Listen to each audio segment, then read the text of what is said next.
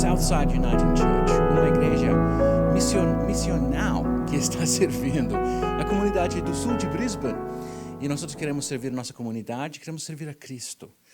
Gente, a última semana nós tivemos uma oportunidade tão boa de juntar-nos com o nosso reverendo David Fender, que é o pastor principal, o reverendo de Novas Missões, Jock Dunbar, e o pastor de crianças, o Richard Morse. E eles estavam falando sobre a missão que nós temos como igreja em exílio. Agora, se vocês querem, eu vou pôr o enlace embaixo, assim que vocês podem ver como que é que eles estavam falando sobre o que significa para a nossa comunidade, a nossa identidade e a nossa missão que nós temos agora neste mundo. E como parte desta série, terminando esta série antes do começo da nova série em qual nós vamos estar olhando ao livro de Mateus, próxima semana que vem, eu queria terminar então com as palavras do profeta Jeremias, que nos fala sobre como é que a gente que existe em exílio vai então tratar para abençoar a comunidade ao nosso redor. Então, com isso dito, eu vou pedir vocês então baixar as cabeças, porque vamos orar. E eu quero que esta vez que nós oremos verdadeiramente, que o Senhor esteja no meio de nós. E que em tudo que fazemos e tudo que falamos, que nós lembremos que a sua presença está aqui e está com vocês, onde seja que vocês se encontram. Vamos então orar. Querido Pai, eu te agradeço por este momento e pela realidade que você está com nós.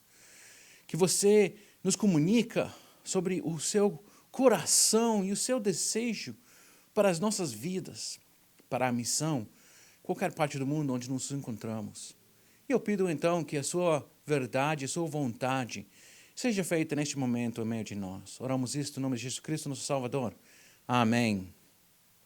Então, no livro de Jeremias, Jeremias faz uma profecia para aqueles que estão em exílio, falando, capítulo 29, e eu vou ler dos versículos 4 a 14, e eu estou lendo da tradução nova de hoje.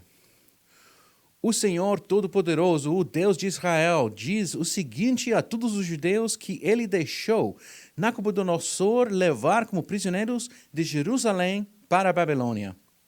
Construam casas e morem nelas, plantem árvores frutíferas e comam as suas frutas, casem e tenham filhos, e que os filhos casem e também tenham filhos.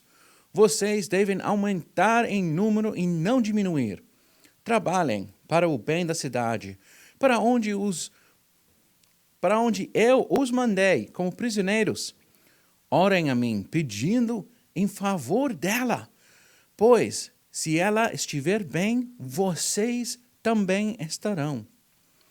Eu, o Senhor Todo-Poderoso, o Deus de Israel, os estou avisando para que não se deixem enganar pelos profetas que vivem no meio de vocês, nem por aqueles que dizem que podem adivinhar o futuro. Não deem atenção aos sonhos deles. Eles dizem mentiras em meu nome. Eu não os enviei. Eu, o Senhor, estou falando.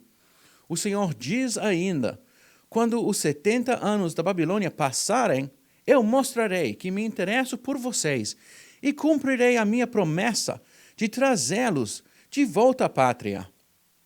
Só eu conheço os planos que tenho para vocês. Prosperidade e não desgraça, e um futuro cheio de esperança. Sou eu, o Senhor, quem está falando. Então vocês vão me chamar e orar a mim, e eu responderei. Vocês vão me procurar e me achar, pois vão me procurar com todo o coração. Sim, eu afirmo que vocês me encontrarão, e que eu os levarei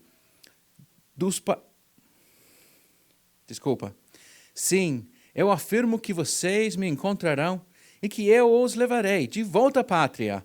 Eu os ajuntarei de todos os países e de todos os lugares por onde eu espalhei, e levarei vocês de volta à terra de onde os tirei, e levei como prisioneiros. Eu, o Senhor, estou falando. Então, essa leitura, de volta, meus amigos, vem de Jeremias 29, versículos 4 a 14. As últimas semanas nós estivemos falando sobre Daniel. E como era quando Daniel e os seus amigos chegaram lá em Babilônia. De repente tinham que trocar o nome, trocar o estilo de vida, trocar como comiam. Mas eles decidiram ficar fiéis a Deus. Quando o rei mandou eles comer a comida proibida pela lei de Deus, eles disseram que não e foram abençoados. Quando Nabucodonosor mandou eles louvar a estátua dele, eles disseram que não. E até que foram castigados, eles foram protegidos por Deus.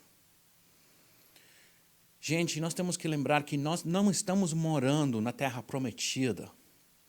Para muitos de nós, estamos agora morando num mundo em qual o mundo detesta a mensagem do Evangelho.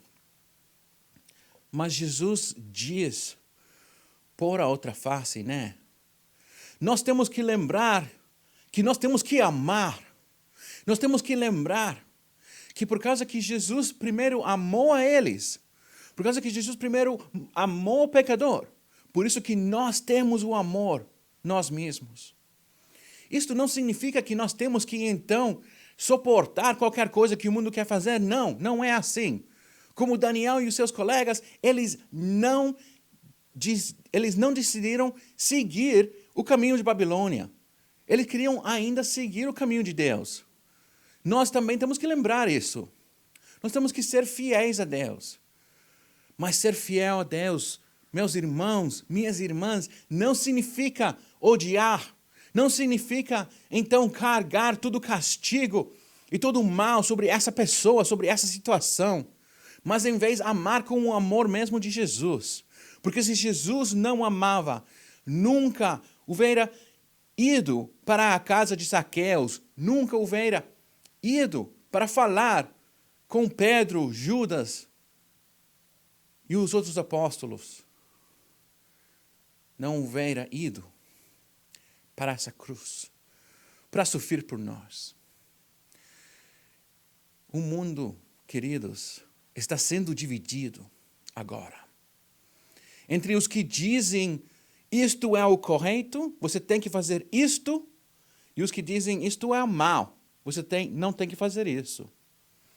Mas eu quero mostrar para vocês que tem um caminho no meio. Um caminho que diz, nós sabemos o que é a palavra de Deus. Nós sabemos o que é o caráter de Deus. Nós sabemos o que é seguir o caminho de Deus. Mas nós não suportamos o mundo trocar a nós e influenciar a nós. Um dos meus favoritos pregadores, ele fala que ele olha na televisão, qualquer show que aparece, qualquer coisa está aí, mas só um pouquinho, só o suficiente para poder fazer o discernimento, para entender o que está acontecendo lá. E por quê? Não para ele mesmo, não por causa que ele gosta, não por causa que ele quer passar por essa coisa, mas por causa que ele quer entender, então, o que é a mensagem do mundo ao redor. É muito fácil para nós, especialmente como imigrantes nos países de fala inglesa, para nós não enfocar-nos no mundo em qual nós moramos. Para nós ficar sempre pensando no Brasil, no futebol brasileiro, na cultura brasileira, nessa situação, certo, que nós temos. E esquecer que nós estamos morando aqui, na Austrália, no outro lado do mundo. Que mais importante que é para nós amar ao mundo, ao nosso redor, amar a Austrália, nessa situação de dificuldade, de saudade pela nossa cultura, pela nossa conexão com o nosso país, com a nossa pátria. Mientras estamos passando por esta crise, por esta situação tão grave. E, queridos, é isso que eu quero falar com vocês. Jeremias nos conta orar pela cidade. Gente, isso é uma coisa que nós temos que lembrar. Nós temos que orar pelas cidades em quais nós moramos. Se você está morando em Brisbane, Eu pido você orar comigo pela nossa cidade agora nestes momentos. Nós estamos passando numa boa, né?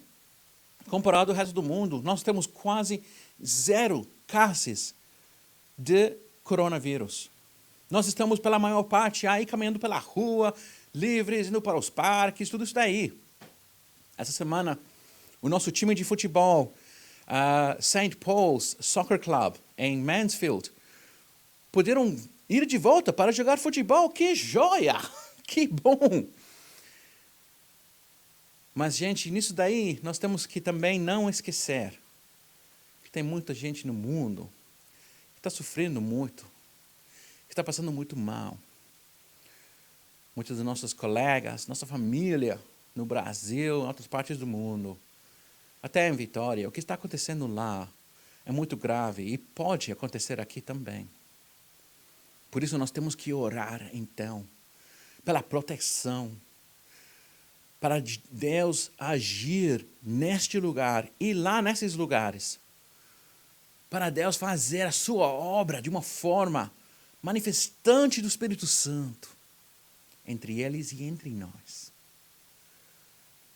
Agora, o meu versículo favorito na toda a Bíblia vem desta leitura de hoje, onde diz, versículo 11, só eu conheço os planos que tenho para vocês, prosperidade e não desgraça, e um futuro cheio de esperança. Só eu, o Senhor, quem está falando. Queridos, eu quero que isto seja para vocês uma palavra de esperança para este momento. Que Deus tem um plano para você. Eu não sei o que é. Só Ele sabe. Diz assim. Mas é um plano para a sua esperança, para a sua prosperidade. Agora, eu não estou falando aqui sobre prosperidade financeira, nenhuma dessa coisa. Não. Eu estou falando aqui da prosperidade que nós temos quando sabemos que estamos caminhando nesse caminho do meio. O caminho que diz, eu vou amar sem ser influenciado. Eu vou influenciar sem ser corrigido. Eu vou seguir a Cristo. E eu vou deixar que Deus faz a sua vontade na minha vida. É muito fácil para nós, especialmente nesses momentos de isolação, em fechar-nos nas nossas comunidades, na nossa casa, sem fazer essa conexão com o mundo ao redor. Mas, gente, Jesus, Ele saiu na rua. Ele estava caminhando, Ele estava conectando com os vizinhos, com a pessoa que estava por lá. E Ele estava nessa situação daí, abençoando ao povo que Ele encontrava. Eu não estou dizendo você sair da isolação, se você está na isolação, seguindo a regra do governo, por favor, fiquem lá, fiquem nessa situação. Mas lembrem-se que nós temos um poder de influenciar e sair das nossas casas, que talvez outros não entendem. E esse poder vem quando nós juntamos as mãos, quando nós baixamos a cabeça e podemos orar e pedir que Deus vai agir nessa situação. Se você está fechado na sua casa, isso é o mínimo que você pode fazer. Agora nós em Brisbane, este mês que vem, a igreja nós estamos convidando que cada pessoa sai para caminhar pela rua, pelos bairros, lá, para fazer uma caminhada e estar orando. Se você vê alguém, ora por ele. Se você está caminhando aí por uma rua que você sabe aí tem muito problema, tem muita situação difícil, ora lá. Se você está passando uma igreja, orem por eles, por favor, que os servos de Deus têm que ir e fazer a obra de Deus. Gente, nós temos agora uma oportunidade única, por causa que este evento é tão significante e tão único na história da humanidade.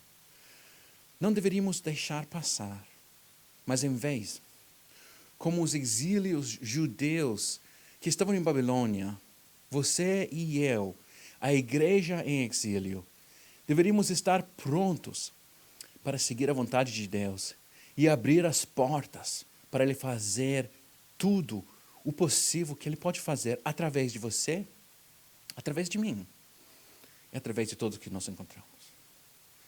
Então, queridos e amados, vamos deixar aí.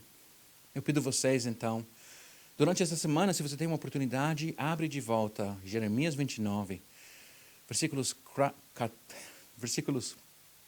a 14, e deixe que o Espírito Santo fale com vocês. E como sempre, qualquer coisa, vocês podem mandar uma mensagem a hello, H-E-L-L-O,